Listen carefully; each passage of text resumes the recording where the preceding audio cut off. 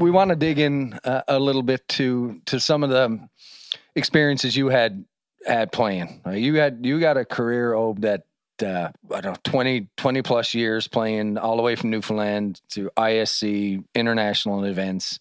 Got to travel the globe. When you played with Circle Tap, and I know when I first got introduced to you when we played with Aurelia, it was really cool to see how tight you and Denny were.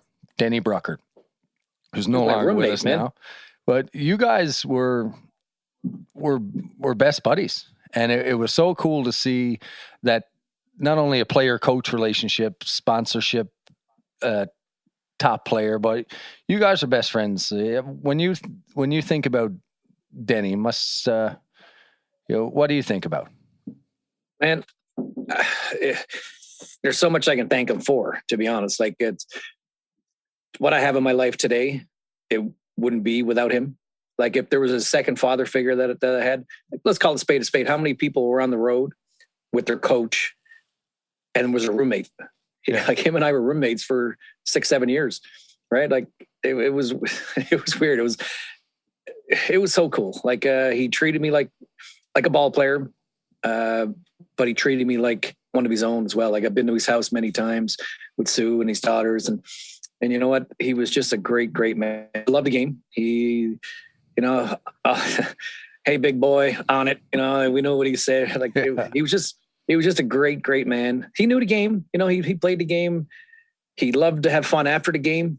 We always went out and had beers together. We went to dinner. We did everything together. And, when I found out he was sick, that was tough. It was because, eventually what was going to happen. And he had a fight with what he had. And it was a sad day when he finally left the ball world and left the world, like, in life. And it was tough. Like, he was such a great man, and he did so much for me and my family. Like, I could never ever repay someone like him that. Like, I could try to get back to the game as much as I can, but he was like Rod Peterson to Todd Martin, or like, there's other comparisons out there, but he was that guy to me. He really was. Yeah, I think that relationship he had with you, I know was really, it was extra special for him, but he has that impact and had that impact on a lot of top players in the game. But when I think about you and your career, for me, in my mind, you're always going to be tied to Denny that way. Hilly, and you got to play with Denny at all? I know you guys became buddies over the years too, just either crossing paths. But did you play with Denny at all? I never got to play with Denny. No, he didn't coach that ASA team. And when me and you got picked up by Kitchener that year, did he? No. Yes, that was Kelly McGiffin, was it? Kelly McGiffin. I feel like it was Kelly, maybe Kelly and Hawk, maybe. That's shocking. I can't remember that. Anyway, I think it was. I don't think I played for Denny, but in this game, there's certain coaches, past and present, that kind of you look at and they just demand and get that level of respect, not from their own players, but from the opposition and the other players and the umpires and fans. And I look at Denny, much like Rod Peterson. I played with Rod, of course, but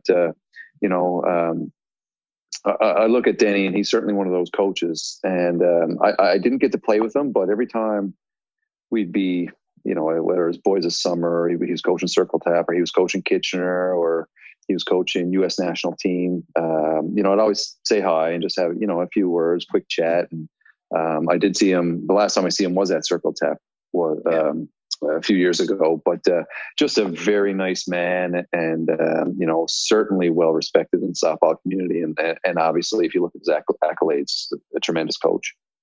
He was one of those guys that would anybody could talk to him too. Like, you could be a kid just came from Argentina and just barely spoke English. Like, Denny would go out of his way to try to talk to you, right? And he was with that with every player. He had his favorites, he really did. And don't get me wrong, and I was one of them. And you guys were Lolly, you were one of them, and my brother Sean and Chris Miljavic.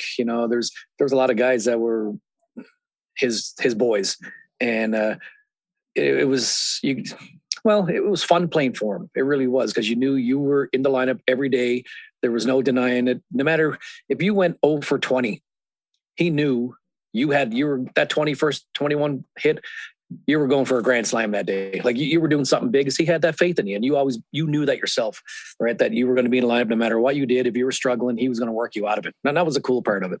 Yeah. He was a strategic coach. He coached the game the way he felt it was best, but he balanced being a really good players coach as well. And I think it was 2007 after that year when Prawn was becoming prominent in the game, making coaching decisions, sponsorship decisions tough. I received a handwritten letter from Denny on this yellow piece of just padded paper. It showed up in the mail in Newfoundland, and it was just a handwritten letter from Denny saying how much he enjoyed coaching me over the past couple of years and liked me as a ball player, and really hoped that I choose to stay on with the team.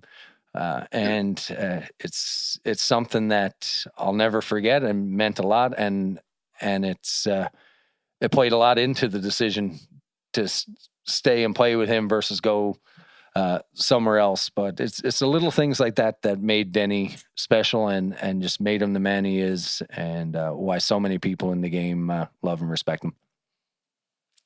True enough. Yeah. He was a great man.